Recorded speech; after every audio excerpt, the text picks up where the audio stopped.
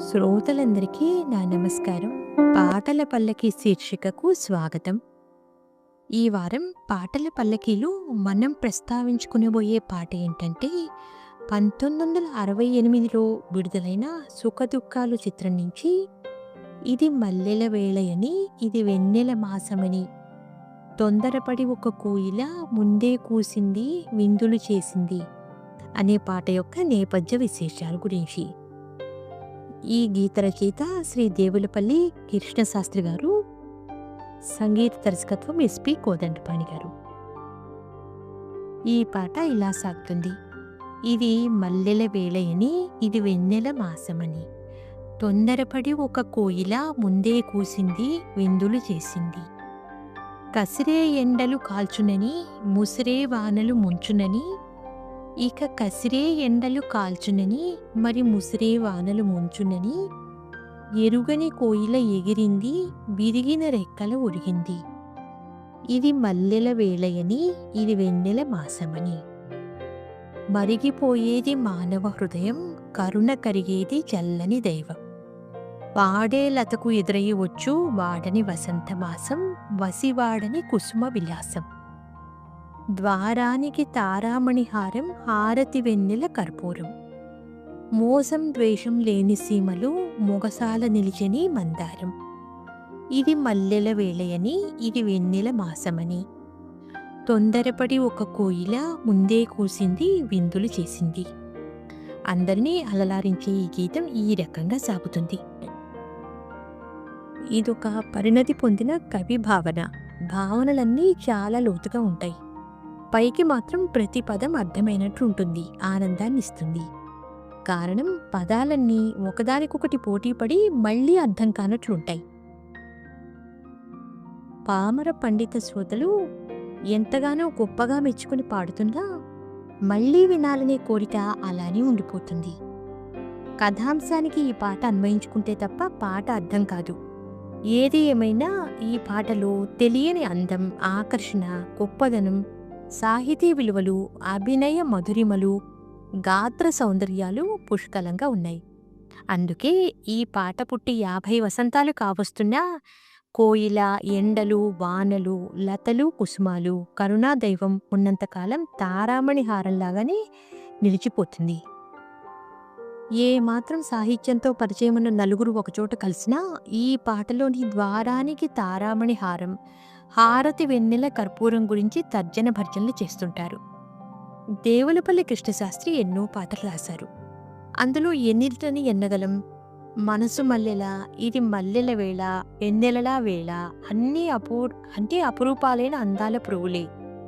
చలనచిత్ర గీతాలకు స్థిరత్వాన్ని ప్రసాదించిన మహాకవులలో వారొకరు. ఈ పాటలో అర్థం కానిది పల్లవే. ఇది మల్లెల వేళయని ఇది వెన్నెల మాసమని నిజానికి మల్లెలకు కదా మాసం, వెన్నెలకు కదా వేళ.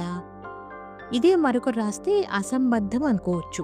కానీ కృష్ణశాస్త్రి రచనలో అటువంటి లొసుకులకు తావుండునా అని సందేహం.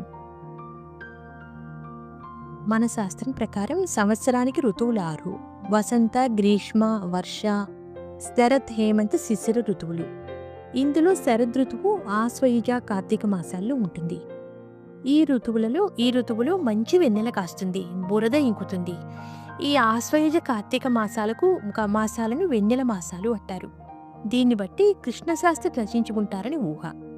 మల్లెల వేళ అంటే మల్లెలు విరిసే వేళ అనే. వెన్నెల పండవారితే కానీ మల్లె మొగ్గలు విడవు కదా. కవి ఉద్దేశం ఇదే అయి ఉంటుంది. అయితే కోదండపాణి నటభైరవి రాగంలో ఈ పాటను స్వరపరిచింది.